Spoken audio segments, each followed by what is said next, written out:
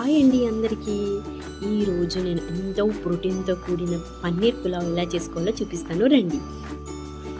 మొదటగా బాస్మతి రైస్ని బాగా వాష్ చేసి రైస్ మునిగేలా వాటర్ వేసి 1 గంట సేపు సోక్ చేసుకోవాలి. ఇప్పుడు ఒక పాట్ తీసుకొని అందులో ఆయిల్ వేసి పసుపు, కారం, సాల్ట్ వేసి పన్నీర్ పీసెస్ని గోల్డెన్ కలర్ వచ్చే వరకు ఫ్రై చేసి పక్కన పెట్టుకోవాలి.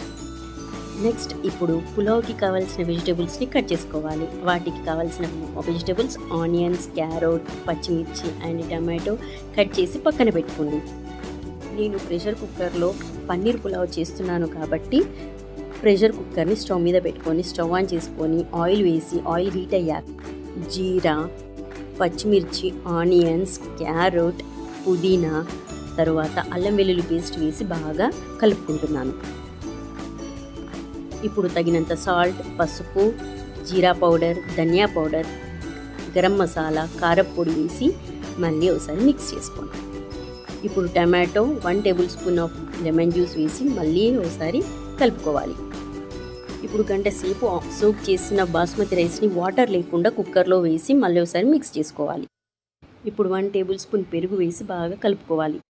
తర్వాత పన్నీర్ పీసెస్ కూడా వేసుకొని బాగా మిక్స్ చేసుకోండి. ఇప్పుడు కాజు కూడా వేసేసి మళ్ళీ ఒకసారి బాగా కలుపుకోండి. తరువాత 1 గ్లాస్ రైస్కి 1.5 గ్లాస్ వాటర్ పోసి 3 విజిల్స్ వచ్చే వరకు కుక్ చేసుకోండి. తర్వాత ఓపెన్ చేసి చూడండి. ఇప్పుడు కుక్కర్లో రైస్ చాలా బాగా ఉడికిపోతుంది. పులావ్ ఆల్మోస్ట్ రెడీ అయినట్టే. ఇప్పుడు నేను ఆల్రెడీ ఉడికించిన గ్రీన్ పీస్ వేసి ఒకసారి పైన కలుపుకుంటున్నాను. చూడండి రైస్ కుక్కర్లో ఎంత బాగా ఉడికిపోయిందో. ఇప్పుడు లాస్ట్లో మనం కొత్తిమీర కూడా చల్లుకొని సర్వ్ చేసుకోవడమే. అంతేనండి, ఎంతో రుచికరమైన పన్నీర్ పులావ్ కుక్కర్లో ఈజీగా చేసుకోవచ్చు. ఇలా మరిన్ని వీడియోస్ కోసం ఫాలో